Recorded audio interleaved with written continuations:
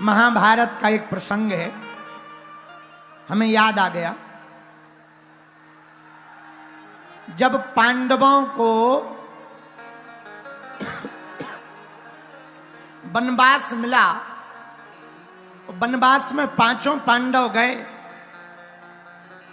तो बियाबान जंगल में, भयावह जंगल में युधिष्ठिर जी, नकुल, सहदेव, अर्जुन, भीम सहित बैठे थे। प्यास लगी, ऊपर एक पेड़ के ऊपर चढ़कर देखा, सामने में कुछ पंछी आ रहे हैं, जा रहे हैं, लगता है कोई छोटा सा जलाशय है।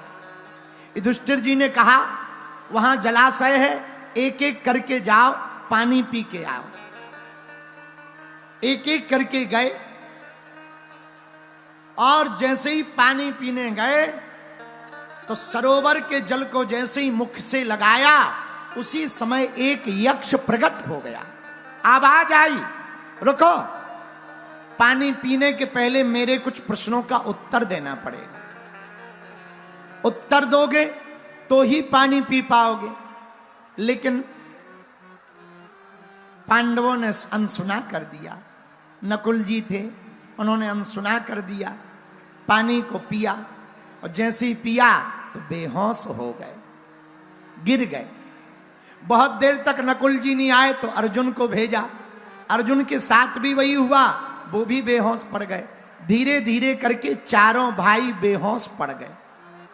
युधिष्ठिर ने देखा, अरे बड़ी देर हो गई, जितने भाई जाते हैं लौट के ही नहीं आते, क्या कारण है? चलो चलकर देखते हैं। युधिष्ठिर जी स्वयं गए, जाकर देखा चारों मूर्छित पड़े हैं। कारण क्या है? पर जैसे ही जल को हाथ लगाया, सोई यक्ष प्रकट हो गया। सुनिए, आप हमारे इस जल को पान करने के पहले, यह सरोवर हमारे कब्जे में है, इसका जल पीने के पहले आपको हमारे प्रश्नों का उत्तर देना पड़ेगा। युधिष्ठिर जी कहते हैं, महाराज हमें जो जो पता होंगे सो हम देंगे, पर हमको क्या मिलेगा?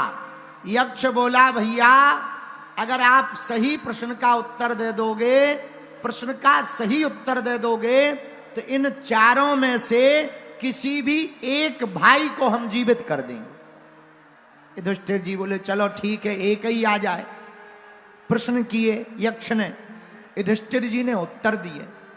उत्तरों को सुनकर यक्ष प्रसन्न हुआ और बोला, इन चारों में से किसी एक को, जिसको तुम्हें जीवित करना हो, उस पर उंगली रखो, नाम बताओ, हम उसको जीवित कर देते हैं। युधिष्ठिर जी ने हाथ जोड़े और कहा, भैया सब हैं हमारे पास, लेकिन हम अपने छोटे भाई नकुल को जीवित करना चाहते हैं।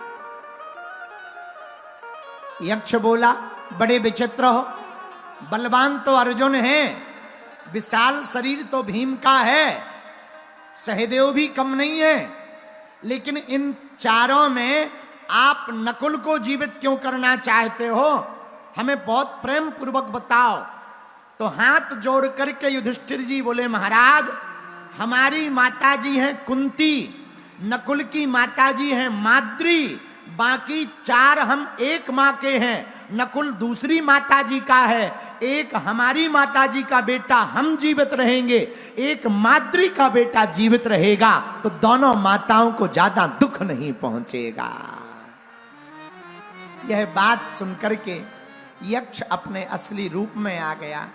बोले, भैया हम तुम्हारे पिता धर्म हैं, तुम्हारी बात सुनकर हम बहुत प्रसन्न हुए। इस प्रकार तुमने जो धर्म के पालन की बात कही, जाओ हम तुम्हारे सभी भाइयों को जीवित कर देते हैं। बिहार के लोगों, अगर हम भी धर्म पर चलेंगे तो भगवान हमारी रक्षा करेगा।